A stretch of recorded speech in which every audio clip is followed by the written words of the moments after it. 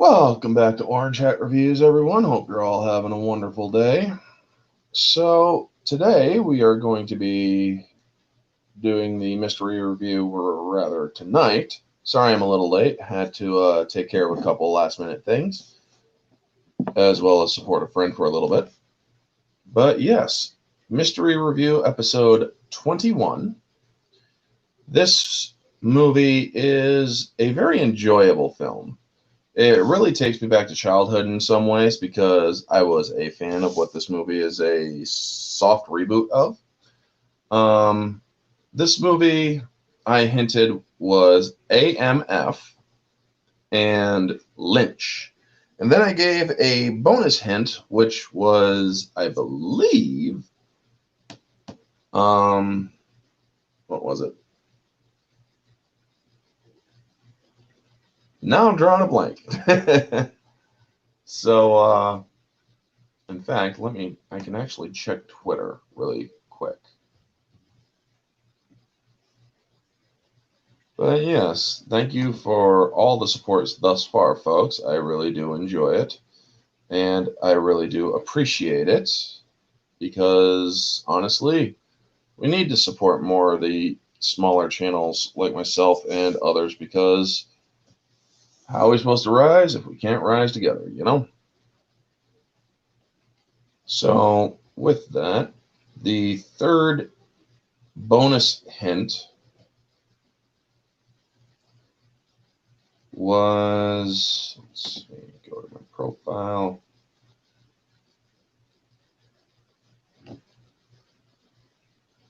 So, yes, Lynch, AMF, and The Greater Escape. And an even better hint was Reapers. So, yes, if you haven't guessed by then, well, they're ambiguous ones, but still, I'm pretty sure a lot of people could have guessed. This is the A-Team mystery review, where I review the A-Team, a 2010 film by Joe Carnahan, starring Sharlto Copley, Liam Neeson, Rampage Jackson, and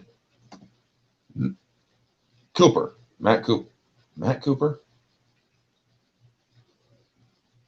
The guy who played in the movie with Lady Gaga. But anyway. Yeah. So, this movie starts off like pretty ambiguously. It's in Mexico, and it shows a guy getting slugged up by a couple of bad Mexican dudes. They're punching him, and they're like, well, look, we got to go meet the boss. This movie starts off pretty ambiguous, like I said, but it does build into something that is truly great. And I like how when they're beating them, they're like, don't use your gun, use his own gun. And so when they go to shoot him, it shoots, but there's no, or the gun or the trigger pulls, and the hammer falls, but there's no kaboom. There's no shot. So they try again and try it again. They're like, this gun has no firing pin. So it makes you wonder what kind of idiot brings or comes into Mexico with a gun with no firing pin.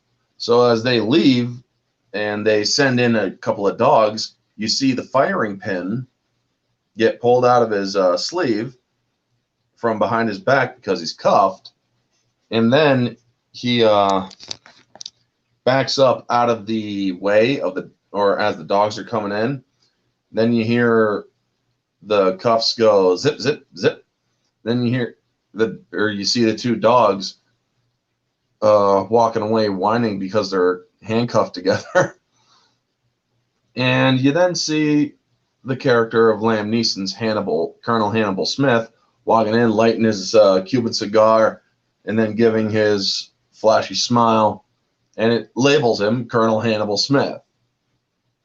So we then get introduced to Rampage, in Mexico City, where he's driving a pretty fancy schmancy car, man. I gotta tell you. So we then go into this place that he goes into. It's like a little chop shop, and it's pretty fun. And he's like, "Where's my girl, fool?" Pure B.A. Baracus. I mean, I was a fan of the original A-Team. I got to tell you that right out. And when I heard that these ones were, or this one was coming out, I was like, I got to watch it. And even though it's not Mr. T as B.A. Baracus, still is awesome. I still love Rampage's portrayal as B.A. Baracus.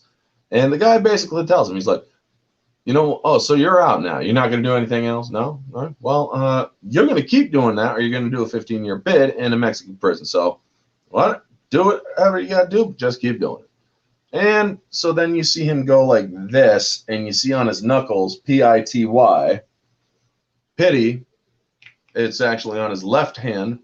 And then he starts beating up everybody, and the guy who told him that he's going to keep doing it gets beat down or throws a punch. He catches it and hooks it under. And then you see his other fist, his right fist, come up, and it's like, fool. So he pitied a fool. And then he just knocks him out. And then he turns around, what's up, girl? You miss me? And it's a perfect freaking replica of the van that BA is known for using in the show from childhood. Now, let me just plug this in here. There we go. So we then get introduced to Face, who's getting punched out by, or wrapped up, or he's stuck in tires, literally. And he's living a dream. And he's like, I'm living a dream, man. I mean, and then he's getting slugged, and he's like, good morning. It's Bradley Cooper, and he plays the perfect Face. I mean, he just plays just as good as the old Face, where he's the gunslinging Lone Ranger kind of type, but he does work with the team, but he does like doing things his own way. He's a womanizing. He's like an American James Bond without working for the government, but also is working for the government as he's military. But we then get or see how Hannibal is running through the Mexican desert area, and then he sees BA driving, and BA's just driving his van, happy to be back in his van and whatnot. And he slams on the brake when he sees a guy in front of him, and as the dirt kicks up in front of him, obscuring Hannibal, I love how the camera just pans over. Hannibal's right there with a gun in his face. He's like, oh, you gotta be kidding. You jacking me? What is this, opposite day? I mean, if this movie was made today, they wouldn't have had that line. I guarantee you, folks, they wouldn't have had that line. But it still is so great. He's like, I'm not a thief, but if I don't get to my friend in time, he dies. And so he's like, you ain't no thief, Pops, and you sure ain't no killer. Ain't gonna happen.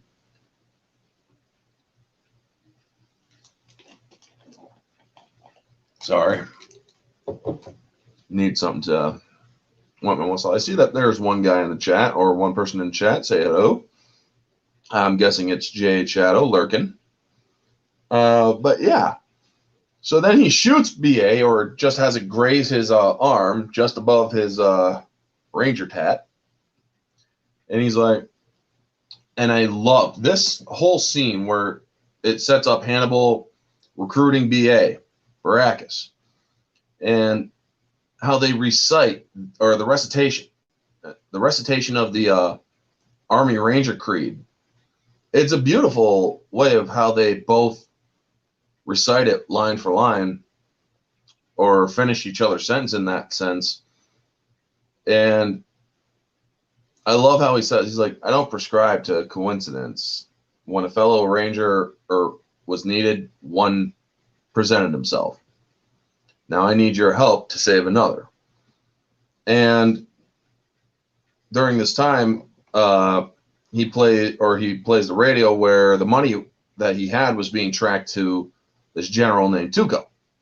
And Face is just fucking going off on him. He's like, I just living a dream. And he's like, you were gonna black bag me, send me over the border, but instead you have sex with my wife. Well, she's very hot, and well, we both hate you. So he gets punched, and he's just getting slugged and slugged. And so then he tells him, he's like, there was no information, there was no intel until now. And they're gonna light him up. They're basically getting ready to light Face up, and he's like, Alpha, Mike, Foxtrot, think about it. In other words, adios, motherfucker.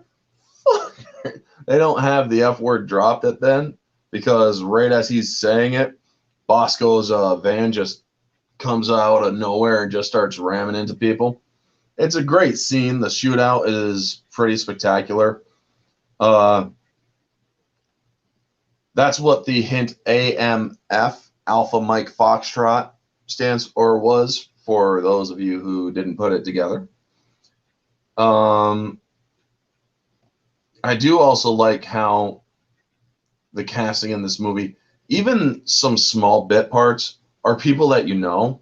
So it really is pretty cool how they do put some slightly bigger or slight good names into the mix. So they escape with the girl, and I like how Face is kicked down onto his side and then rolled down a hill. And he's like, this is bullshit. It's just craziness. The way that this group operates is just strict craziness, and they aren't even fully recruited yet. It was just at this time, it was only Face and Hannibal. But then they recruited Baracus, and so then they rescue Face out of the tires, and he's like, this is not going to taste good, and he just blows chunks. So then they're going over the conversation. He's like, I told you not to take Tuco alone. Now, this is the unrated movie that I am, the unrated extended version that I am reviewing, folks. The theatrical version has a very cut down, very well cut scene in this scene, but they do extend it. They do show, or here you have a more of a conversation between Face and Bosco. And he's like, you didn't get your van shot at. You don't got some fool wearing my favorite shirt. And he's like, this is your favorite shirt? Yeah, it's my favorite shirt. And he's like, did you get shot for me too? And so then he lifts up the Ranger tat, or to show his Ranger tat, and he's like, Bosco. Or he's like, thank you. Pack. And he's like, Baracus. It's all good, man. And so then Hannibal is telling Face, he's like, I had to think of all these moves for you because you don't think. I'm trying to get you to think, but you're not willing to do it my way. So you do see that Hannibal is like a father figure to Face. He's trying to get Face to actually step out of the wild west, so to speak, and learn how to do things his way, you know? It's really a great scene. And how he's telling, he's like, I had to think of all the things that you didn't think of, like, what are we going to do with her? Well, I already got a work visa and all that stuff set up for her, so you don't have to worry about it. Also, what happened to, what's her name? It's Croatia. And then Face is like, shush, shush, shush, shush, shush, rescue sex and whatnot. And it's like, so that's where your mind is. Okay. So they get to a small little hospital area in Mexico City, or just outside of Mexico City. And the director himself of the movie, Joe Carnahan, who has directed a few other good movies like Smoking Aces and what was the other one? Or what was the other one that I seen? I seen The Gray, Smoking Aces 2, Bad Boys for Life, Death Wish, Blood, Guts, Bullets, and yada yada. Chicano. He's done a lot of hard-hitting action movies. they're really well done too. I mean, they're not objectively humongous, but still they do send the right messages when it comes to, or they're not award worthy, but they are still good, you know. They're meant to be movies that are hard hitting and loose and fun. They were going to make this movie a few years before with Mel Gibson as Hannibal, Christian Bale as Face, Jim Carrey as Murdoch, and Dwayne Johnson as BA. That would not have been a good casting. In fact, that would have been a pretty bad casting for BA. Dwayne Johnson, as decent of an actor as he is, Bill at 73, thank you for stopping or for showing up and tuning in. Dwayne Johnson isn't black. He's actually Maori. He's from New Zealand, I believe. He's got New Zealand in him. He's a Kiwi, so to speak, if I remember correctly, which I could very well not be remembering correctly. But yeah, there's a nice scene with the director, his little cameo in the movie. I believe he does cameos in most of his movies. I saw him in Smoking Aces. But yeah, you then see him, or he's basically handing Hannibal some intel. He's like, got a guy doing a pizza delivery, call sign Hatchet, and he doesn't take well to the gringo, or they don't take well to the gringos. And so they're like, and just take, and Hannibal's like, thank you for this now, or please take care of this one. And then Face goes up to him. He's like, can you please take care of her? Don't go this way. Don't go that way. Tuco's gunning for her hard. He's like, dude, why do you smell like gasoline? Because they were pouring gasoline all over him to light him up. They were literally going to go full freaking cartel on his ass and light Face up. So then they go into the hospital and they're like, find an operating room, Sergeant, and I'm going to go find us our pilot. So the way that they do the camera work where Bosco is going to look for an operating room, then you see the person that they're looking for, Murdoch. Oh my gosh, dude. Frickin' Murdoch, played by Sharlto Copley, is the perfect choice for Murdoch. He is truly fucking insane in this movie. The way that he plays it is just freaking nuts. He can do the seriousness. He can get in the serious aspects of the acting, which he does very well in this movie, but he sells crazy perfectly. It's like he was born to be an insane person. Chantal Copley just does it so well. And he's like, you got any time for a wounded vet? And he's like, and so then Hannibal's talking to the guy. He's like, he's a former airborne ranger, and he's like, he thinks he's the best. But he's also a functioning lunatic. Last time a week ago, he tried to escape here by jump-starting an ambulance with a defibrillator. And you actually see him. Hey, Metalong, thank you for tuning in. And you actually see frickin' Murdoch queuing up or scrubbing up a frickin' defibrillator. Clear! And then he hits the juice on a frickin' car engine to try to jump-start it. It's like, what the hell, dude? And then he's like, oh, shit, damn it. And so he's freaking stitching up VA, and he gives him a freaking lightning bolt stitch job. He's like, the old Ranger tat. Would it surprise you if I told you I had one of these? And he's like, there's something wrong with your eyes, man. And he's like, and then you hear this woman saying, Mr. Murdoch, where are you? And so then she comes in while frickin' Face is looking on in this thing. He's like, why are you off the ward? Not now, nurse. I'm trying to operate. And ward? He's a patient here. Not now. And he's like, you smell like gas. Is that you? And he's looking at Peck. He's like, that is you. And he freaking lights Peck's arm on fire. He's like, you're Rangers. I like you. He's like, I didn't ask for no. Or he's like, you're fine, man. The scene is chaotic, but it so freaking works. This movie, objectively, theatrically, I will get the theatrical scores first, but theatrically, this movie objectively hits around maybe an 8.5, where objectively this movie is about a 9 because they do have some added context. They do show, or the alternate cuts are not really well for the theatrical. You can see that there's cut problems, or there is cutting problems and whatnot. Plus, there is a few digital things that are just way wrong. I'm pretty sure Odin from OMB Reviews would rip into this. But this movie is pretty well done.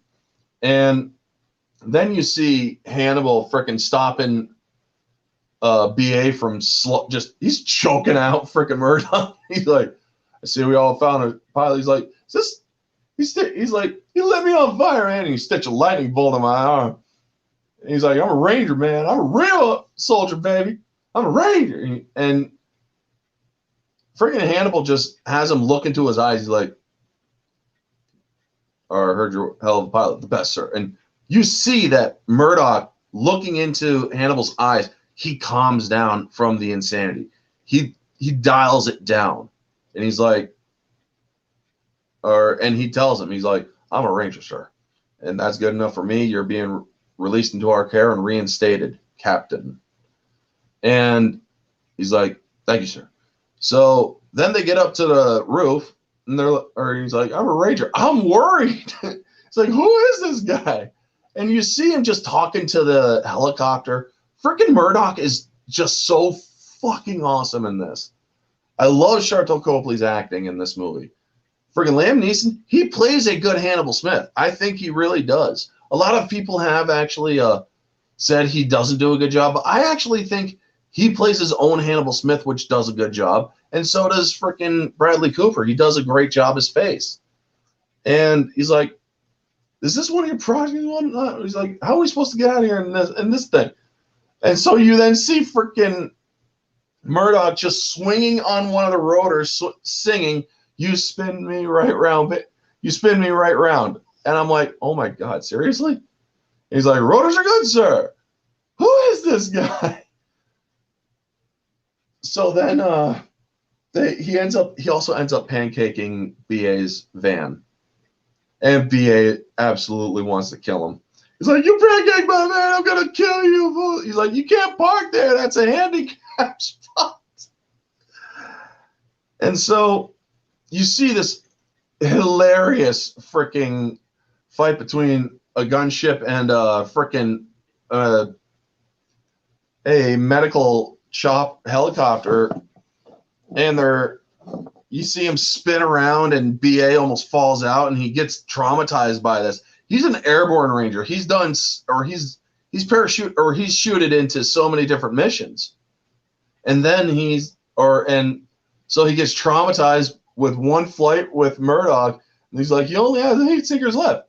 And so he climbs up, and then he shuts down. He's like, that's how we deal with heat seekers, chaps. We go cold. And you see the heat seekers fail and smack into each other.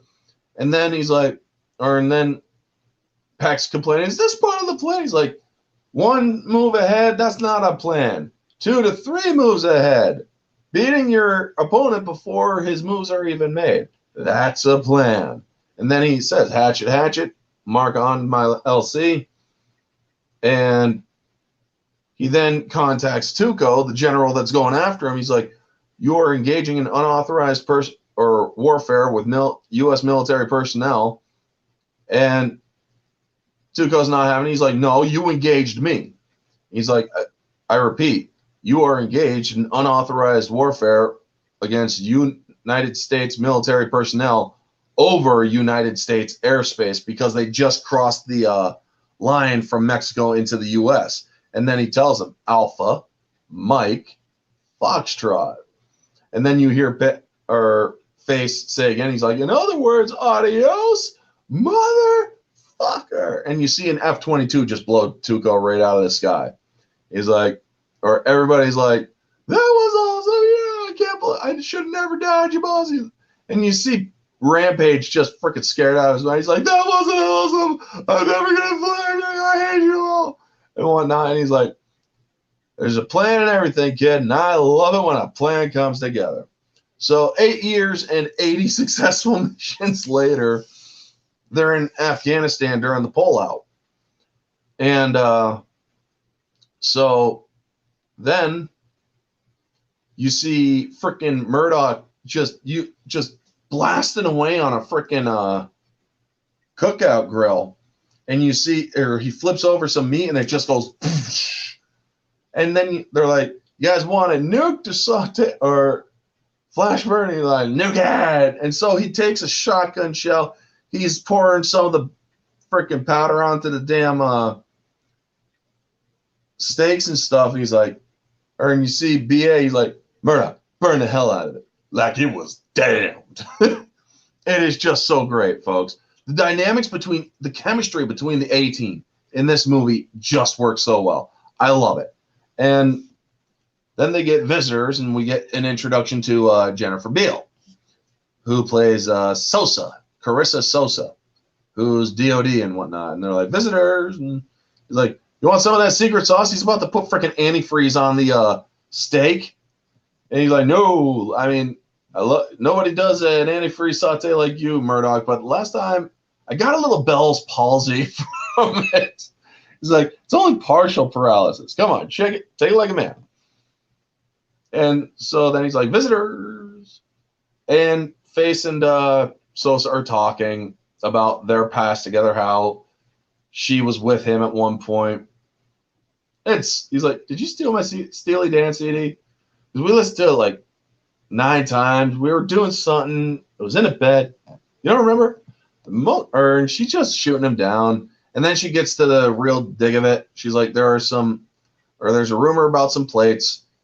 And while this is happening, she's letting Peck know about the plates, Face, there's a CIA stooge played by Patrick Wilson alerting Hannibal to this very same situation about some Saddam loyalists who have some U.S. mint plates for $100 bills, and they're about to smuggle them out of Baghdad. And he's like, "Well, with $1 billion. And they're like, "Yeah, but we destroyed the press or the printing press, so there's no way he got it done, or they got no use for it."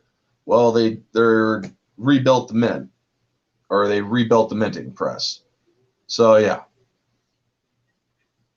And so they go to the tent of General Morrison, the leader of the base, and they're like, "We've been ordered, mind you, to stay out of Baghdad. Saddam Hussein only went in there once in 30 years, and even he wasn't that crazy to go in there more than once."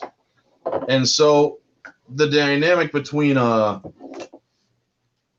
Lynch and Morrison, he's like, or when he met Hannibal, he's like, "My name's Lynch." He's like, "I knew a company man named Lynch back at Desert Storm." Yeah, I come from a long line of Lynches. You ever think that the reason why nobody trusts the CIA is because nobody knows your real names?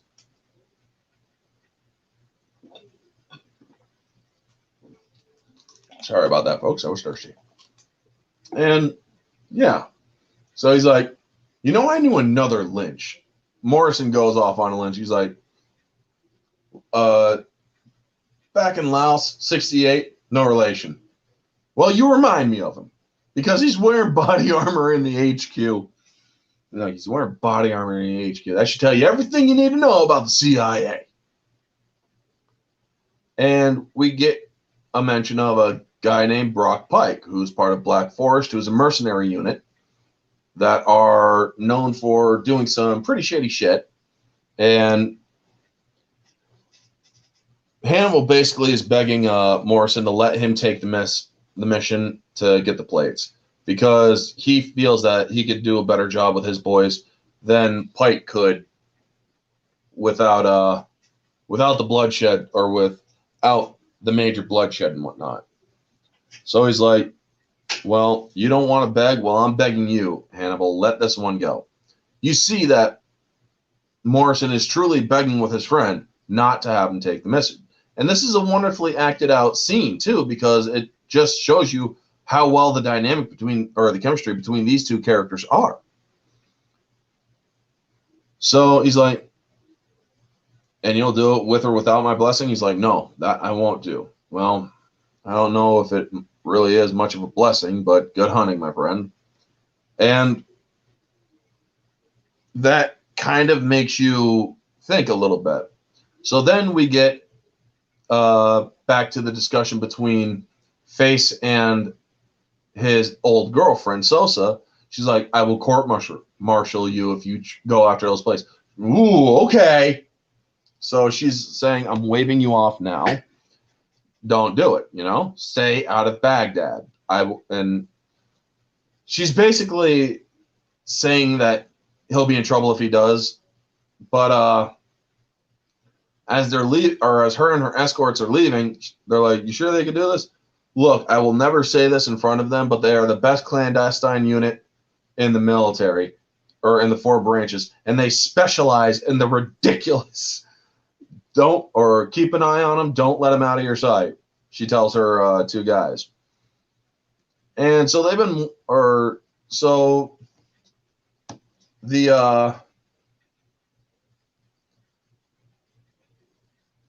I like how after they leave the tent, you get introduced to Brock Pike and Black Forest talking to Hannibal and BA.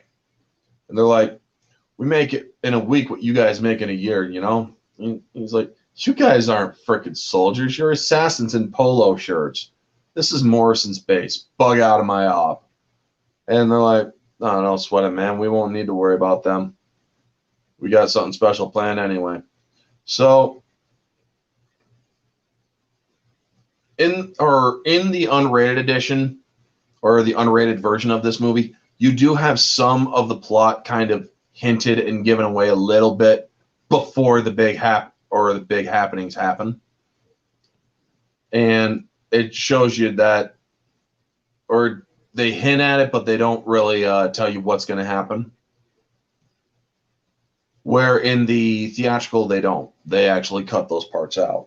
And for good reason, because you don't want the story to be too predictable, You got to take away the predictable element. So we then get to Sosa's 2 guys, Ravitch and I can't remember the other one's name, and they're like talking to each other, and Sosa comes in. She's like, you've been watching them for 3 hours. Yeah, 3 hours we've been watching them. They haven't left the tent or anything, take a leak or anything like that. I've been here for 3 seconds, and already that sounds strange. So she goes in and she sees that these guys, or the silhouettes of the people, you'd think that it is indeed Face, Bosco, Murdoch, and Hannibal. So then she goes in and she sees that it's just 4 guys who were hired to have wigs and whatnot to look like they were doing it. And they're like, oh my God, we got a stripper. So then she lifts up her badge showing she's DOD, and they immediately snap too. And she's like, before I throw you in the stockade, where are they? We don't know, ma'am. We just we left them, or they paid us $50 and just told us to stay in here. And then you see the big guy. He's like, I got 100, pointing to his mohawk. Oh, you get 100. And she just leaves the tent really pissed off. I really do like it, or like these scenes, because these scenes were added levity. They cut it out, but it was a good scene in for the extended edition, because it shows you that they knew that she was going to be spying on them. So then we get to the planning of the mission in Baghdad, where Hannibal sets Face to the press tent because so that they can get press credentials, and they also have Murdoch going with them. They're just going all around the base. They steal a freaking door and a freaking car battery from one of Black Forest's vehicles. Black Forest was like, "What the hell?" They didn't even, It's just so great how they explain the plan, and as they're explaining it, you see it in action. It's a nice way of showing, or it's a very nice way of show and tell. It's visual show and tell in such a way that works. And I love how they're like, we're planning the plan to get to the plan when we get into Baghdad. And you see freaking Face kissing a French media woman from Le Mans, and he's like speaking French, and she's smiling because he's flirting with her. And then he's like, I'm just gonna go for it, and he kisses her. She slaps him. He's like, oh, so they start making out. And while he's doing this, he snags her press credentials and hands them off to Murdoch. And you show that even though he's having fun, he's still doing his mission. You know, he's still on mission. So,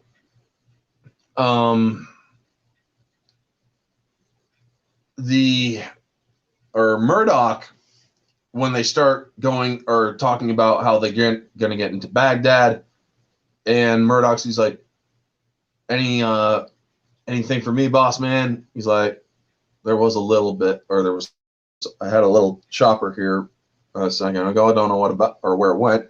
And you see Bosco grab the toy helicopter and just crush it. And you see freaking Face just wink at him and whatnot. He's like, no, I'm looking for barrel rolls at loop-de-loops. I'm looking for my next near-death experience. Freaking Murdoch.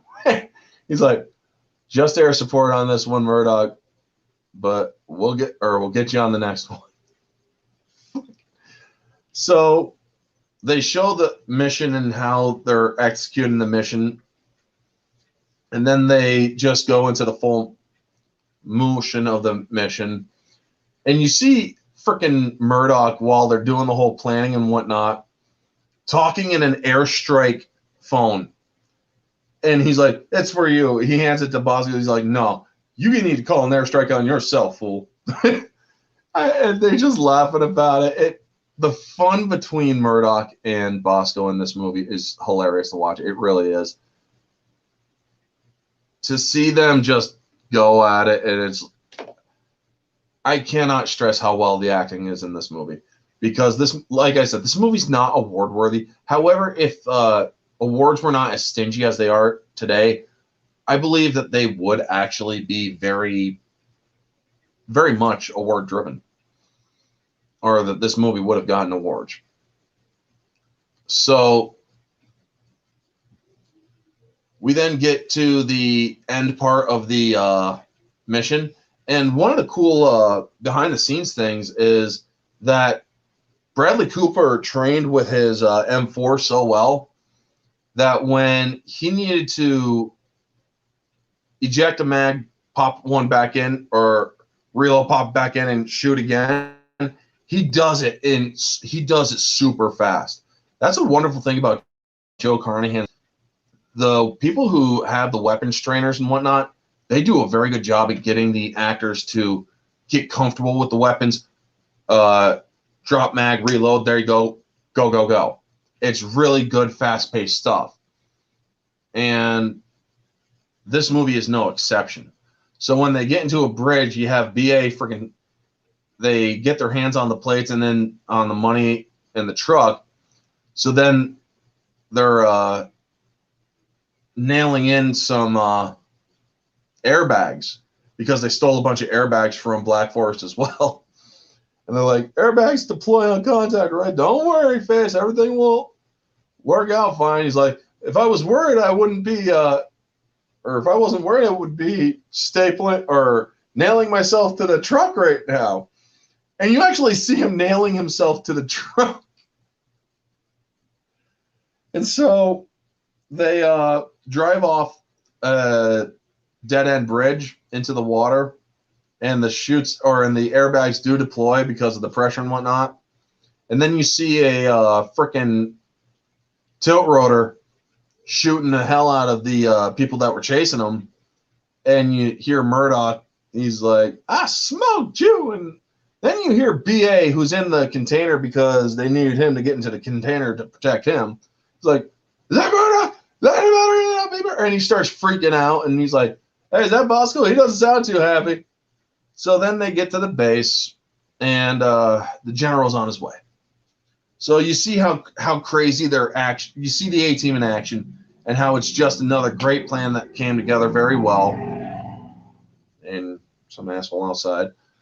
And they're like, I like it when a plan comes together. And you see, they're like, is it weird that I'm scared more now than what we just did? Because they're like, who's going to get him out? You. And he's like, I got an idea. Murdoch, he's like, hey, BA, it's Bosco, it's Murdoch. Murdoch, get me out of here. And he punches the door, and you actually see the door buckle. And this is hard metal. This is a hard metal container. How you doing, Tim Talk? Good to see you. Thank you for stopping in. Also, folks, do remember to smash that like button. It truly does help the channel more than you know. It does help the channel get noticed in the YouTube world. So please do hit the like while you're in here. And so he's like, I'll let you out and you can have some coconut curry tapenade. And then Bosco actually stops. With toast points? Hell yeah, with toast points. You think I would just let you with ordinary chips? And so they open it up. They're like, there he is. And he hates being fooled. And he's like, man, I hate y'all. And I can't. The only reason why I didn't beat you all is because you all outranked me. I'm angry. I'm mad. Y'all flying, not telling me stuff. And I can't spend none of that money. I mean, he was in a tank with $1 billion, folks. He's like, I can't touch any of that money either. So then they see the general's coming up in his convoy, and suddenly the general's Humvee explodes just as Hannibal's delivering his line. I love it when a plan comes together, and boom! They're like, oh my God, is that the general? So they start freaking out, and they're looking amongst the fire, and then Hannibal thinks to turn behind him, and he sees Pike from Black Forest running away from the container. They're like, contact rear, and without hesitation, they all start firing back at Pike. They start running after him, and then the tanker that they just brought in blows up. And it's like, oh my God, what the hell just happened, you know? So we then start getting an over narration and overspeak of the situation where the A-team is now being tried. And you also see that Sosa has been demoted from captain to second or first lieutenant. And they're like, you were supposed to get those plates. They were your responsibility, and you failed. And so they're then trying the A-team. And you also see that Hannibal is also at Arlington for his friend who had just died, General Morrison, and they're like, your team was you were given strict orders to stay out of Baghdad, and yet you went in against all orders. And he's like, and so he tried to explain this was a covert operation. No official orders were given. And they're like, so the only person who could verify these orders is deceased. Is that it? No, not deceased. He was murdered by Black Forest. Why aren't they being brought to trial? Black Forest isn't subject to military jurisdiction. And you see another one basically tells him, he's like, I've been doing this for a long time, and your Alpha unit, your A-team, is these wild antics of yours poses a direct threat to the etiquette and the safety of this, or of the military. He's saying basically they are too wild for the military, their tactics. How you doing, Cayman Rider? Thank you for stopping in. We're talking A-Team, the unrated 2010 movie. And so Face tries telling him, where's the escape hatch, boss? What's the plan in this? And he's like, I'm going to clear our names. Face, just shut up. And he's like, Your Honors, these men were acting under my command. Any charges should be leveled on me alone. Well, the A-Team's not having that. They're like, absolutely not. I refuse to be tried separately. And then you see Bosco and Murdoch also repeat the same line. We refuse to be tried separately, sir. Under the Uniform Code of Conduct, we are rendering guilty verdicts for this Alpha unit or A-Team. You will be confined to maximum security or separate maximum security prisons. And dishonorably discharged, and you see them stripping them of their medals and ranks. And it's like, so as they're being stripped, you see Carissa watching the trial, and you see Face. He's like, "Is this what you wanted, Carissa? Are you happy now, Carissa? Or that's what you wanted?" And they start fighting the people who stripping them and about to cuff them. And they're like, "This is a disgrace." So then we get to 6 months later, and 6 months later, the CIA, Lynch, visits Hannibal. And Hannibal, or Lynch, is telling him, he's like, "I was waiting for you to bust out of here and get those plates back and find Pike, you know?" Well, he's like, "I know where he is. Nobody knows where he is. We pulled this off a security camera. This is the best shot we got of him." And so then frickin' Hannibal pulls out an even clear, or a full clear shot of that very same photograph. He's like, "How'd you get that in here? I've been in here for 6 months. You give me an hour, I'm good. You give me a week, I'm great. You give me 6 months, I'm unbeatable. I know Pike. Who's the Arab?" And so they're thinking that he's the deep, dark hand behind all this, orchestrating everything and whatnot. So then you see that he's planning, and Hannibal tells him, he's like, "I need to get out of here. I need to clear, or I want full reinstatement. I want our names cleared and everything." He's like, "I can't bust you out of here." So he's like, "This is something that you, the boys, do, or at Langley, do very well." And he shows him a paper that says tetrodotoxin infused in a Cuban cigar. And he's like, "Get the dosage right." And when I say right, I mean perfect. So then he smokes a Cuban cigar and pulls it out of the spine of a book, and you see him have his heart attack, fake death pill kind of still. And so they put him in, or they toe tag him, put him in a crematorium area, and they get ready to fry him, and he wakes up. And the guy that is this fat dude is just freaking handling the crematorium area, the cremation unit. And he's like, "You're not permitted in this dojo." And then he sees freaking Hannibal after he pulled himself out of the just escaping the flames. He's like, "So Satan walks into this bar, and the dude just passes out." And it's fucking hilarious, you know? And it is so freaking great. Then so they go to Pensacola, Florida, where Face is, and he's like, or you hear this guy freaking complaining about all the stuff that Face wants. He's like, "You want a freaking fitness group? You want a freaking this and that?" And he's like, overlooking his son, and he's like, "Yeah, man. You see that Face is basically just owns this fucking prison. No joke, folks. He has walls knocked out. He has a humongous freaking bed. He is walking around in freaking luxury style, in a luxury style freaking bathrobe, and his hair wrapped up in a towel. And a captain or female captain comes in with it, or with his suit firmly pressed for court. And he's like, "You left something on the bed." And she pulls her red lingerie, and she's like, "Could have hid those. Why would I want to do that?" And it's like, what the hell? And so then you see them knocking out another wall while he's looking at the warden, and he's like, "Yeah," and overlooking a sun deck. So then you see him heading towards the tan, and you see another freaking guard. He's like, "Thanks for the boots, LT." Like, "Very welcome, man."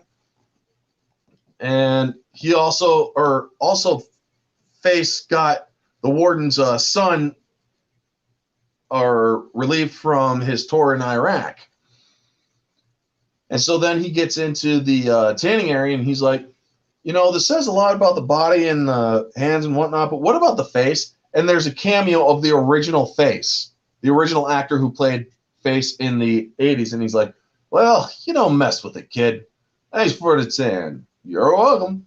So then he gets, and while this is happening, they cut to they cut to Sosa, Jessica Biel's character, getting assigned to round up Smith because he escaped. And she goes to the prison where he escaped. They see that the cameras are all fritzed out, which is from a signal jammer because CIA doesn't like to have their men ID'd. So they're then checking with the guy who was handling the crematorium. They're like, so everything of yours is missing, and he just walked out of here and whatnot. The dude's freaking gut is just spilling out under his shirt. And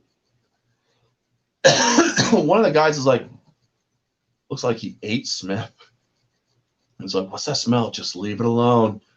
And so she's like, either you are the dumbest person alive or you aided and abetted his escape. Guess where I'm leaning? Forward. I want this man's urine checked on the hour. And so then they found out that the book and the photo, and they're like, Smith is trying to tell us something. What's going on? Who's this and whatnot? And you see that she's a step behind him. So then you see back to Peck getting his tan. He's like, holla who? Holla what? And then you see him get kidnapped when his tanning booth his auto tanner is unplugged, and he's trapped inside. And then you see him pulled out in the middle of nowhere, and he pulls out. He's like, I was a week from my parole hearing, you know? And Hannibal pulls him out. Now, you don't see the fight sequence in the theatrical. In the theatrical, they're not fighting. They're not, or he's not pissed off or anything. He's like, so what are we talking? Clean records and whatnot? Well, in the unrated extended edition, he takes swings at Hannibal. He tries hitting Hannibal. He's pissed off. And he's like, I told you the mission wasn't over. And whatnot. So he's like, well, I'm guessing you didn't get religion while in prison. He's like, no, I got payback, or I got vengeance. Well, I know two others who feel the same way. So they go to Lake Tahoe, California, where there's a prison transport where Bosco is on. And his hair is growing out, his beard's growing out, and he's reading Gandhi and whatnot. And basically he's taking a vow of nonviolence. But I love the breakout of Bosco because it's a vehicle that pulls up next to the transport while in motion, the front plate saying emergency, and the back plate says emergency, and then they draw back and you see the front plate exit now.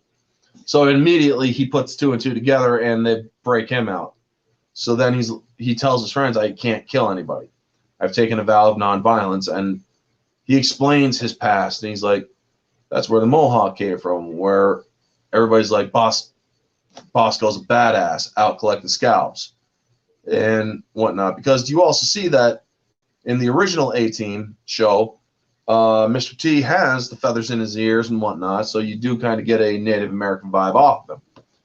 Where in this, you don't really see him decked out that much like that. But he's like, my conscience is the only thing that needs to be cleared. And so where is that crazy ass fool? So then, Mannheim, Germany, you see freaking Murdoch. Now, in the theatrical, they just go straight to Murdoch gets a package from Annabelle Smith, where in the beginning of it, or in the extended edition, you see how he's talking with a shock treatment nurse, and he's like, healing feelings. You got to progress to, or you got to something to progress and whatnot. And so she's like, thank you. So she puts the bit in his mouth, and they start zapping him. He's just laughing about it. And they're telling, he's completely impervious. We can't get a baseline. Have you tried upping the voltage? Yeah, and it does nothing. And he starts laughing. He's like, is that all you got? Is that all you got? And so they hit the voltage up to max, and they hit him again. and it knocks out all the power. He's like, I may have felt something there. So then they have now another main difference is they show in the theatrical it's Murdoch who gets the package, where in the extended it's another guy who gets the package from it, and he's like, I don't know no Annabelle Smith. And he's like, sure you do, buddy. Annabelle, that double amputee nurse from Croatia. He's like, Annabelle. He manipulates the mental patient into thinking that, yeah. And it's a bunch of 3D glasses with a movie. And so he stirs up all of the patients and whatnot. It's just a wonderful, freaking funny scene. And Sosa gets there, too, as he's leading them all into the movie room. And he's like, El Diablo. And which is a callback to Afghanistan, where they're singing El Diablo, or they're singing an El Diablo song in Spanish. And after Sosa left faced and was like, doesn't El Diablo mean devil? Yeah, man. So they go into the movie room and they're looking and they find Murdoch and he's like, and he just puts his hand up, just acting like he's completely fried. And so they're like, three of his unit has escaped, and I doubt they would not come to get him. So keep a lookout, check everyone here. So she's looking at the screen, and you hear the original A-Team theme, and the movie's called The Greater Escape, and you see a Humvee heading towards the camera. And as she puts on the 3D glasses to look at it, a Humvee crashes through, which is a great scene. And they're like, Captain, your chariot has arrived. So Murdoch escapes, and there's a chase to the airport, or to the airfield. And they're like, holy shit, it's Hannibal Smith. Gentlemen, are any of you wanted or armed fugitives? No, sir. Well, we're both. And that means, are you about to take this plane? That's why I joined the army. And you see freaking Murdoch, Bosco, and Face arguing because they're trying to freaking drag Bosco onto the plane. And he's like, we got to finish the escape. Man up to get in that plane. And they're just yelling at freaking Bosco. Hey, Fate, good to see you, brother. Amen. And it's just so freaking hilarious. And they're like, and you guys got the keys. Keys? What do you need keys for? I need the keys to fly the plane. He's like, you don't need keys to fly the plane, fool. And so it's a C-130 that they're in.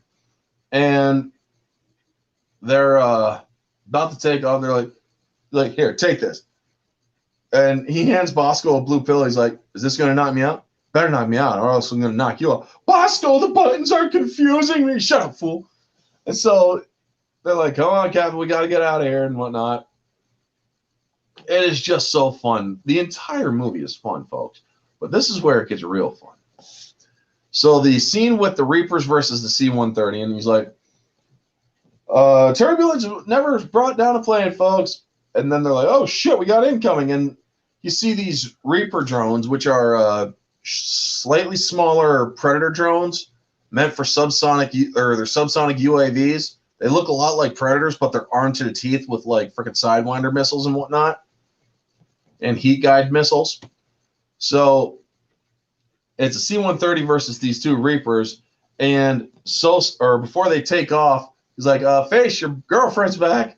A C-130 versus a Mercedes-Benz, and they're backing up. They're in reverse, trying to get away from the C-130. So they take off and whatnot. The entire Reaper drone thing, freaking Bosco's knocked out. His head's lolling around while they're asleep, or he's asleep while they're freaking spinning the damn plane and whatnot. He's like, so one of their plane or right wings on the body. He's like, this is the captain speaking from the flight deck. If you look outside your the right hand window, you will notice that the right wing is on fire. I mean, freaking Murdoch is just batshit insane, dude, and I love it. It is hard not to love this movie. It really is. If you're a fan of the A-Team show, Some of y'all might not like it because it's not like the original, but you know what? Fuck that. I loved this movie. So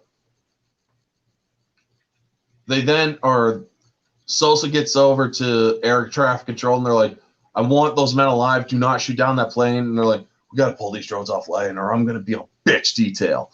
And it's fucking hilarious. So they shoot that, or you see one of the guided missiles go straight in and hit the C-130, knocking it out of the sky. Where we got to shoot down. Hercules has been shot down. Because that is standard, that is, I'm guessing, standard military protocol. If you if a freaking military asset is stolen, they shoot it down. They destroy it. If they have no other choice. So you then see the Buford tank that was in the back end of the plane freaking deploy its chutes, and you hear the A-team screaming as they're in free fall and whatnot. And Bosco's waking up. He's like, "Tell me we ain't still on that plane. We ain't on that plane. Hey, boss, can we still, or you think the Reapers think we're dead?" No, or doubt it, because the Reapers are still shooting at them and shooting at the parachutes. And they're like, not good. I don't think they think we're dead, folks. So it's like, can we still breathe at 20,000 feet, right? So they're like, let's fire up the weapon systems. And the most iconic shot in the movie is this scene where freaking Packy's like, hey, Bosco, let's get a little stuff. I need to pop a window. So he gets up and he takes control of the 50 cal. He's like, what you got, bitches? What you got? And freaking like 20,000 feet or under, he's firing the 50 cal at the Reapers, and he shoots one down. And he has to go back in because of the explosion and whatnot being so close. And Bosco's freaking out. He's like, what happened? Or when did the plane get shot down? Recently? Well, what's going on? We're trying to escape. The Reapers are trying to kill us. He's like, I blame you, animal. Technically, we're not flying. No, because we're falling, fool. And oh my God, it's just so great. So they shoot so the other Reaper shoots most of the, or two of the three parachutes. And he's, or they're like, or there's a lake about a mile and a half away from us. Turn the turret 87 degrees and whatnot. And you see them, or you see the Reaper's cam seeing how the tank is just firing at an angle. And they're like, are they trying to shoot down that drone? No, they're trying to fly the tank. It's so freaking ridiculous, but it's believable at the same time because of how ridiculous these guys are. So then they end up shooting the second Reaper down, and then they point the turret net, or they point the turret straight, and they start shooting down to break their momentum, you know? And you see this German woman bitching at her husband who's throwing a bunch of dynamite in that lake, trying to drudge up fish, kind of cheating when it comes to fishing. And she's like, you're cheating. It's not fair to fish. And he's like, you with your nagging. And then he throws in another one, and then you see this humongous blast, which couldn't have been from one of the mini TNTs that he's thrown in. And so she's like, and then he looks up, and he sees the tank firing, and then it crashes in, which flips over the husband's boat. And so the wife looks back towards the camera, and she's like, she's happy that her fucking husband just got killed by a fucking tank falling out of the sky. Oh, that scene was just so freaking great, folks. And so we get to the next where Lynch is in Germany, and he gets Sosa is putting more of the case together or they get a clear facial grab of the CIA that visited Hannibal, and she recognizes what's his name, Patrick Wilson from Baghdad. And she's like, is this Agent Lynch? She's like, and so she calls him, telling him, if I could prove that you have anything to do, oh, buddy, that's not good for you. Well, if you were able to prove that, I believe your next promotion would be in the 5-star range. And he plays with her, and she's like, I'm gonna make it my personal mission to tie you to those, or to Pike in the plates. And he's like, good hunting. Hey, Riot Kitty, good to see you. Welcome, Clarice. How you doing, Riot? It's good to see you. And so, I don't know why, but whenever Riot says hi, I just think about one of those Instagram things that says, hi, good morning. It's just because it's so pepped up, happy, and Riot always comes across as happy. So, yeah. How you doing, Riot? Good to see you. So then he's being informed, or the CIA guy is being informed. He's like, I want her phones, her computers, all this stuff, and whatever she makes a call, I want to hear about it. And the guy's like, you do know she's DOD. I don't care if she's GOD. Do it. So, yeah. He also was informed that a guy matching Murdoch's description was in a tank coming out of a river and whatnot. Your mental picture is about right of me saying hello. Hey, I call it as I see it. Right. Good to. So, what movie are we talking about? We're talking the unrated edition of A-Team from 2010 with Liam Neeson, Bradley Cooper, Sharlto Copley, Patrick Wilson, Rampage Jackson, Jessica Biel. So they're like, so Murdoch comes out of tank and he's talking to the old lady who just lost her husband. And you're like, which way to Berlin? Asking directions to Berlin, fucking in a tank and shit. So when they're going over to plan to get the plates from the Arab and whatnot,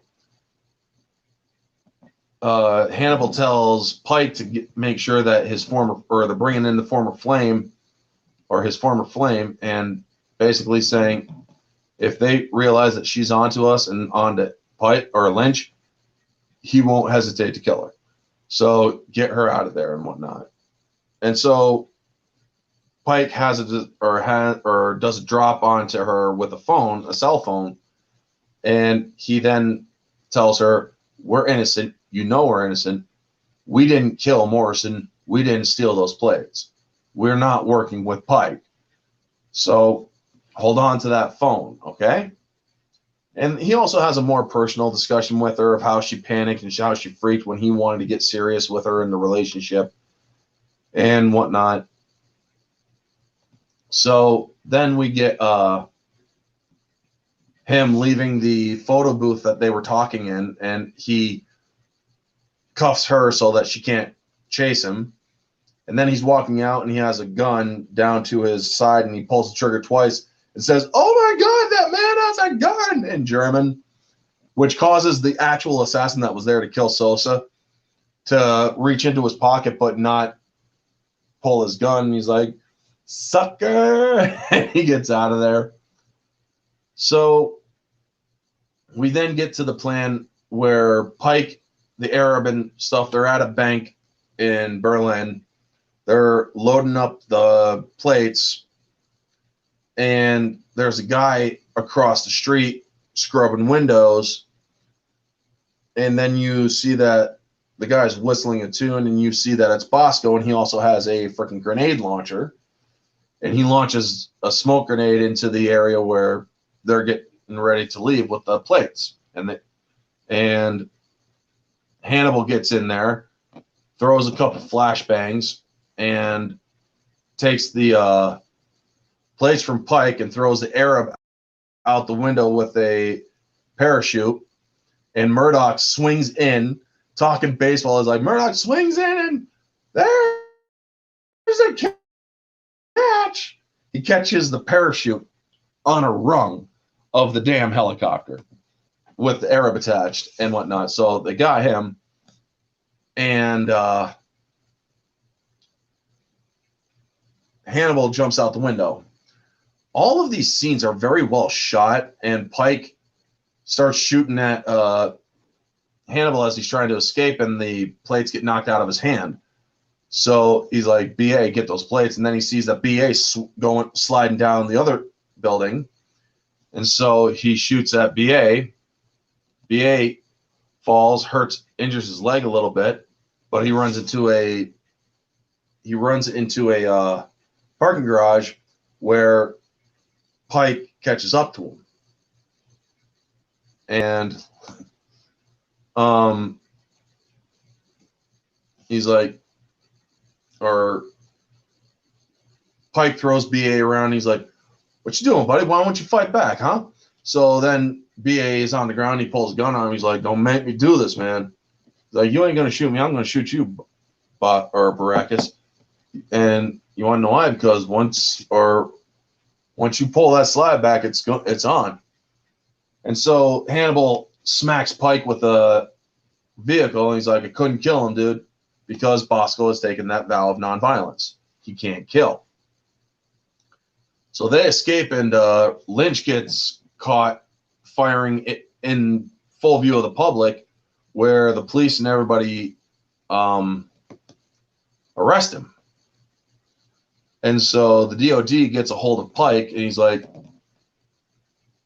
you better hope, or you better start talking now for a deal, man.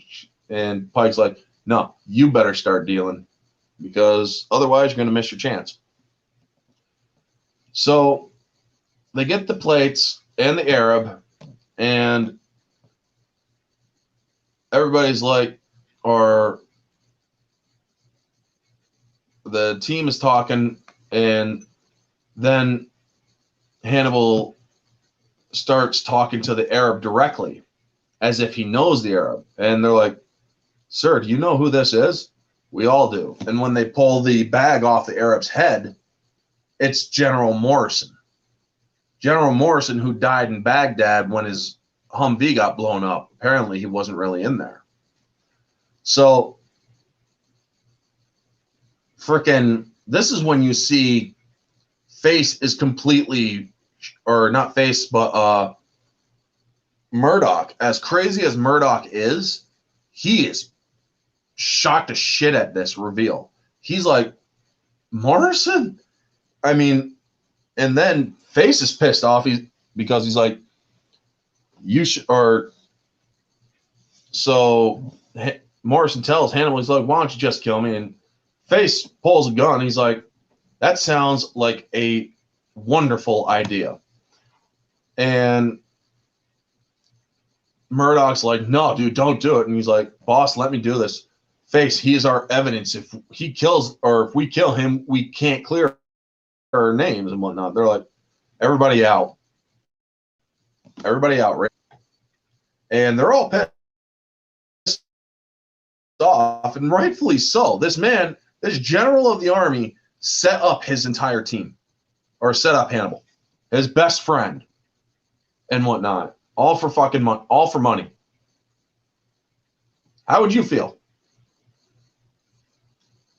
I mean, did I freeze for a second, folks? Because it's showing that I got a little bit of bad quality here. So if I froze, please let me know. Anyway.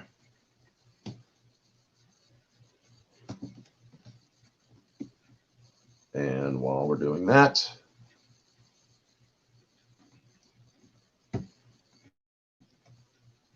there we go.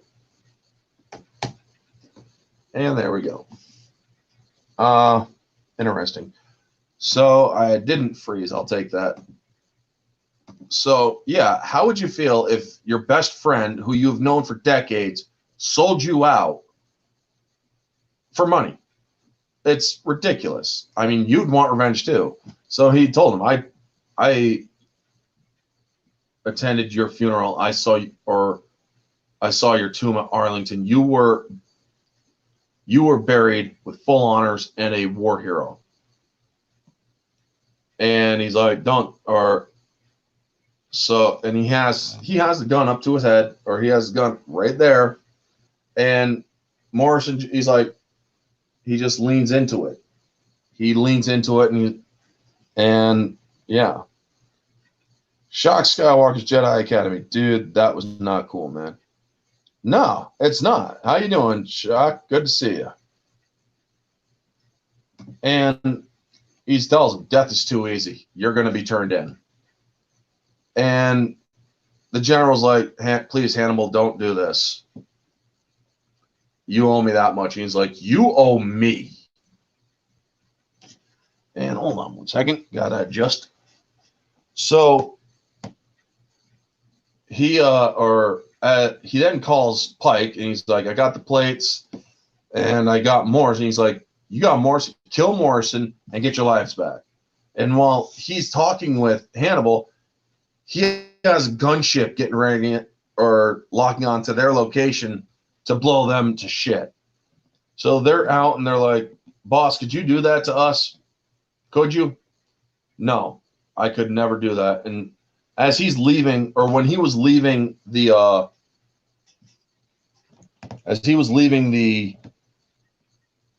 area, the A-Team reminds me a lot of Red, to the point where I sometimes get the two confused. They both also star Hannibal.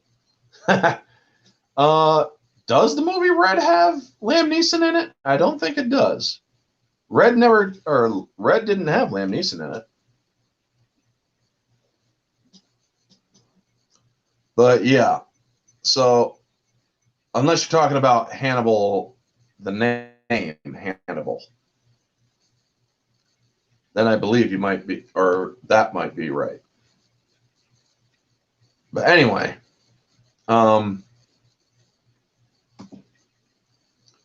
so he's like, what are your boys fighting for, huh? I mean,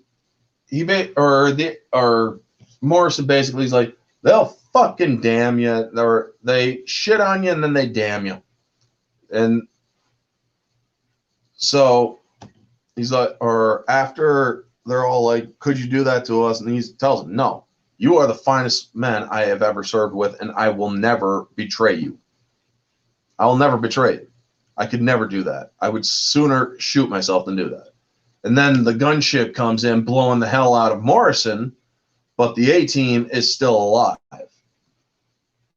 And it's like, that is so cool. It's even better than Call of Duty, you know? Nice little Call of Duty reference to give Call of Duty a little bit of a shout out, which they did nicely in the movie. And so this is also after Lynch rescues Pike from the DOD, from Jessica Biel, and he's like, so then he's getting ready to kill them, or kill Pike, and he's like, so what is this, revenge? No, man, this is me beating you after you tried burning me. And so you have this assassin dude who's trying to, by Hannibal, I meant Liam Neeson and Anthony Hopkins. They're both Hannibal. Oh, right, Red 2 you were talking about, right? Okay, I got you now. So then Hannibal calls Sosa and says that he has Morrison and the plates. They're coming up with a new plan. And she's like, you have General Morrison. So while the idiot freaking assassin is trying to put on a freaking suppressor or a silencer and whatnot, freaking Pike is like, you should never, or don't let this dude do me. He's like, just so embarrassing. And Pike embarrasses the guy, busts his nose and whatnot. And the other guy is holding the gun to his hand and holding the phone to his other. He's like, what the hell are you doing and whatnot? Just so freaking stupid shit in that one. He's like, you need to hear this. And Lynch hears that they have Morrison still alive, and the plates are still alive, and that Hannibal is still alive, and he's freaking out. And he's like, how do you feel about second chances? I believe in him now. So, yeah.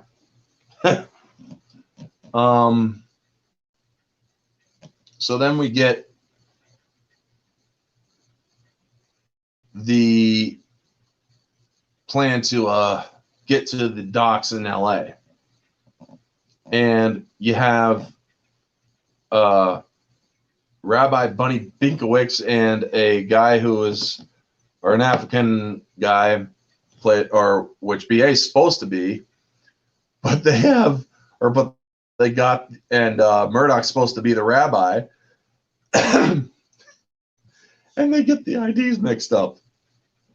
And the guy is speaking Swahili to Murdoch, and they realize that everything is screwed up, and they're like, "How?" And he's like, and then they're just when you think they're about to get security called on him, Murdoch pulls off his yarmulke and starts speaking Swahili to the ticket guy, and it's like, what the hell's going on here? And you also hear Murdoch or Bosco freaking telling the other guys, like, I was over there trying to convert people to Judaism, and it's fucking hilarious. So then he's like, you speak Swahili? He's like, you don't? So they're then talking about how they're about to get out to a boat, but they got to meet the black market boat guy out there, and he's like, how do we get out to the boat? Shh. And so they skip to Murdoch and Bosco, and Bosco is like telling them, yeah, man, there's a boat. You see, this is how we should always travel. It's safe. You know what I mean? And then you see this big-ass boat, or what looks like a boat, and he's like, you know, Bosco, someday we're going to have to get you over your fear of flying. He's like, wait, what? And so he looks, he's like, oh, that ain't a boat. And you see you see Murdoch inject him, and he falls forward. And Hannibal and Face run forward. He's like, Murdoch, what would we tell you? You have to catch him after you inject him. And fucking Murdoch's like, oh. Fucking hilarious. So as they're on the boat, you then see freaking Bosco come to after he wakes up. He's like, ugh! And then he's like, because you see the plate of curry or coconut curry tapenade right in front of him, and he just tracks the plate. He's like, you guys all knock me out again, huh? He's like, yes. You got my toast points? Yeah. Toast points. And he's like, look, the whole knocking you out thing, that was Hannibal and Face. The curry tapenade, Murdoch. Why does it feel like it fell on my face? Huh? Answer me that. Wow. So they start planning their next move and whatnot. Hey, Jack of all casuals. Yes, it's the A-Team remake, the unrated extended edition. Good to see you. Also, folks, again, please feel free to smash, mix of smacking and smashing the like button, and share the stream out too. Get some people in, or get some people to catch the tail end of it. So yeah, there's a nice way that they're planning it, but the best part of the whole scene on the boat is them is between BA and Hannibal, where BA has taken his vow of non-violence, and he asks Hannibal, he's like, listen to this, victory attained by violence is tantamount to defeat, for it is momentary. And Hannibal, he's like, Gandhi. And it is better, and then he recites another quote, it is better to be violent if there is violence in our hearts than to put on the cloak of nonviolence to cover impotence. Who said that? The same guy. Gandhi was not afraid to fight for what he believed in. What do you believe in, BA? And then they start going over the plan of how you get somebody like Lynch. You need the 3 Ds, distraction, division, and deception. And then they get onto the tanker in the docks in LA, and you hear that Sosa is burning them, and you also hear that Hannibal has Face in his ear to listen to what he's saying to tell Sosa this. And he's telling them we're bugging out, and then they have Face, but before this, you also see Face talking with Murdoch, and he's like, "I'm not Hannibal. He's like, I don't know what I'm doing. I'm not Hannibal. I'm not good at this." And Murdoch tries telling him, he's like, "Face, I know this. And who has the most to lose here? Me." He's like, "Yeah, but you're crazy." And then you see this huge thing that Murdoch puts on the table in front of him. He's like, "Not that crazy." And you see all the little gadgets and stuff that they're putting together from the boat and stuff to help them with their mission. And the mission is just this pure spectacle to totally throw people off balance. And Pike is trying to keep everybody from flipping out. Better to be a warrior in a garden than a gardener in a war. Exactly. That's another good way of saying that very same thing. And so you see how freaking CIA is like freaking out Lynch, and then he's like, "Okay, amateurs, time to let the pros do it." And he shoots Lynch's men, and then he grabs a SMA, which is a rocket weapon, or it's a smart weapon, and he shoots the rocket right through the boat where where everybody is. Now, you also hear Morrison saying, "Please, Hannibal, don't do this," and whatnot. When they had the confirmation that Morrison was there, well, that's when they tried taking a shot at him. And then they're like, "Here's what I think of your best laid plans." And they shoot, and you see this horrible CGI and green screen shot of Bosco trying to dodge these containers as they're falling, and he does a good job at it and whatnot. And it's like, "Bosco, get to your second move, or get to your second position," And so he's dodging all these things. That is the worst CGI I've seen in a while from 2010, but it still serves the purpose. And Lynch is going for the plates, the $100 plates. So then you hear freaking Hannibal going, "Lynch, Lynch, Lynch," and then there's a small tussle, and he's like, "Hey, Hannibal, there you are." And he's like, "I love that little plan, the cars, the Lynch, Lynch, Lynch." And you see how crazy freaking Pat Wilson is with his character. And he's like, "But you give Pike a rocket. Best trump card, And then you hear Morrison down there. He's like, "Please, Hannibal, don't do this," or "Please don't do this," and whatnot. And he's like, "Well, here's what I think of your plans." And then he shoots Morris, and you see the blood spat and whatnot. And you think that, well, Patrick Wilson just killed their last chance of clearing their names. And then you're also cutting back to BA and Face is fighting Peck, and he's about to freaking kill him when Bosco gets in. He then picks up freaking Pike and slams him down, killing him. And Face is like, "Bosco!" And then you see Bosco pull off his hat, and you see that his mohawk's back. He decided to end his vow, or he renounced his vow, basically. And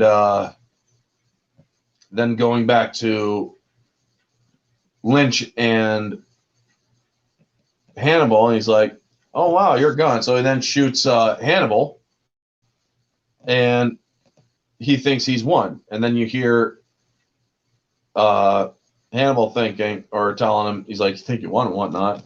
So then you see Morrison lean back up, and you hear him saying, "Please don't do this." And then you go back to the plan with Face telling them this, or you need the 3Ds: distraction, division, and deception. and then you bring them all together for the whole world to see. Or where they lift up the, looks like I'm, oh yeah, it looks like I'm getting a little bit of a low internet on the Kindle. I'm sorry about that, folks. Hold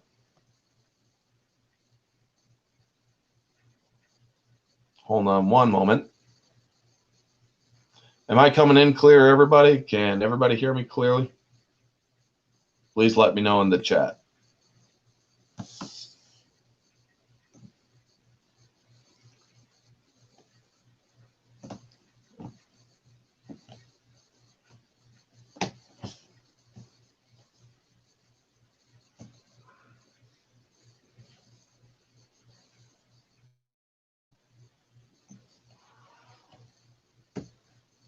And while I'm doing that, and while the internet's still playing shit, okay, we should be back. It looks like the internet's back.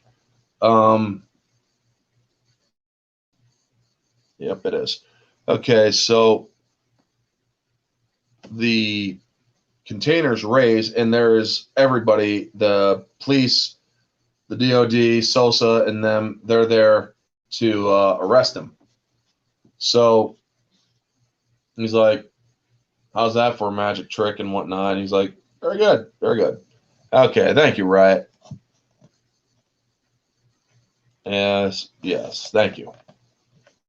Did I freeze or did I cut out at any moment? That's another thing that I'm trying to figure out. So we then get to all movies.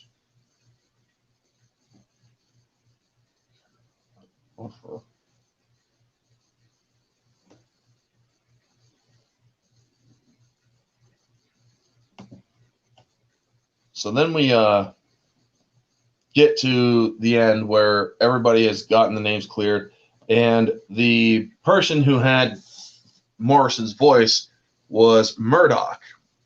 And they're like, you get your bell rung, buddy? You all right? He's like, I feel weird, man. I feel sane. Murdoch's like, I feel sane. It is freaking hilarious. And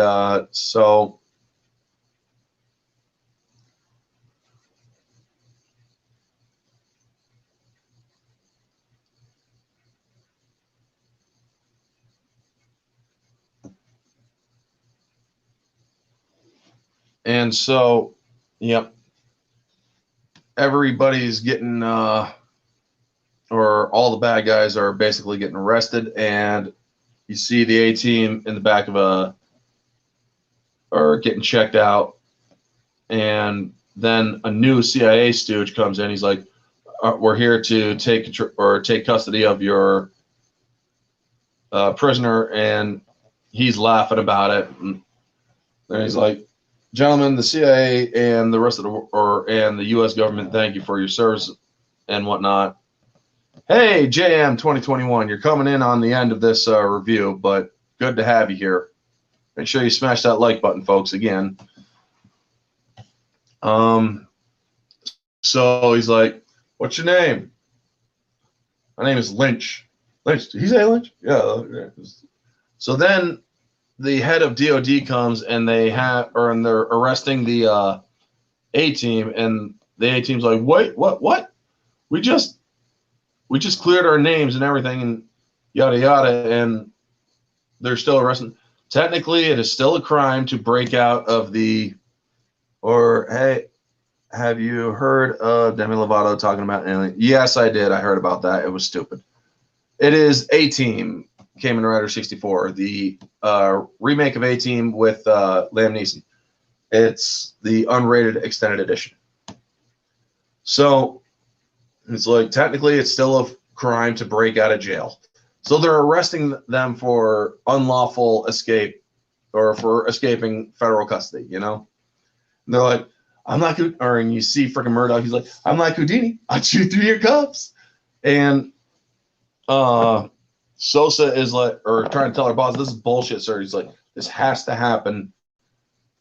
And you're being reinstated to your former rank, Captain. This has to happen. Somebody has to go down for this. And she's like, this is bullshit. So she walks up to Face and she's like, I'll do everything I can to make it right. And then she kisses him, tongue included. And so they're all in the back of the van. And you see freaking Hannibal, he's like, nice plan, Face. And you see Murdoch, he's like, can't believe it. We trusted the system and it turned on us. He's like, man, I don't go, our person shouldn't be that bad and whatnot. And he's like, what's the next move, Hannibal? Come on, man. And he's like, I think, remember, folks, there's always a plan, or no matter how random things may seem, there's always a plan. Right, Face? He's like, well, I hate to take a line, or I hate to steal your line, boss, but. And then he shows that the cuff keys are in his mouth, or is in his mouth, and he's like, I love it when a plan comes together. And then they start rolling credits with the introduction of the A-Team, escaped federal fugitives. They're now mercenaries for hire. Whatever, or no matter how crazy you may need, you can always hire the A-Team. And then they roll credits, and that's it. Now, folks, objectively, this movie is about a 9, or actually, I would say it is about an 8.5 out of 10. Yeah, I say it's about a 9, but that is slight bias. But objectively, without bias, this movie is about an 8, or theatrical and unrated, because there are some really bad CGI moments in this movie. However, the rest are pretty good, or the rest of it, casting, directing, cinematography, direction, and production and whatnot, it's all very good. But I would say it's also about a 9 subjectively, whereas theatrical, I would put it at an 8.5 subjectively. With the unrated, it's 9, definitely. Moviegoer, it's 10 out of 10. This movie is complete fun to watch. It is family friendly. Well, for the most part. However, there are some moments that might make kids might not be ready for. But for the most part, this movie is indeed a wonderful watch. It is extremely funny. I recommend it to anybody who has not seen it. And definitely a movie that is still, or if you're a fan of A-Team, you'll like this movie. It really brings it back. As for next week's mystery review, I will hopefully have it back to the mornings. I had to do it tonight because I was out with family today, and family is important. So, yes, the hints for next week's mystery review are Thomas Jane and Gangland. Though, if you know it, don't spoil it. If you're on Twitter, hit me up in DMs at OrangeHat2185. And I will put the hints after the stream is done. I'll put the hints on Twitter for people to guess. So yes, Thomas Jane and Gangland. Stay tuned for tomorrow night, where me, Chris Knight, hopefully Marissa, my friend from Facebook, and MJ1 Media, Mega Jetty, will be coming back for tomorrow night for the Terminator discussion stream of how we would do a sequel to Terminator 2. So that will be at 9 p.m. tomorrow night. I want to thank everybody who tuned in. Cayman Rider, JM 2021, Riot Kitty, Jack of All Casuals, Shock Skywalkers, Jedi Academy, Cayman Rider, Metalong, Billatamp, and I think Jade Shadow may have come in here and Tim's Talk. Thank you all for tuning in. Hope to see you tomorrow night. And Friday night, I will be releasing a spoiler-free review of Halloween Kills. So thank you all for tuning in. I really do appreciate the support that you all have shown me, and I will continue doing the best I can with my content. Anyway, folks, thank you all for tuning in. If you're catching in on the replay, smash that like button. Like, comment, subscribe, share, all that jazz. Let me know your thoughts down in the comment section below, folks. This has been Orange Hat Reviews. Stay humble.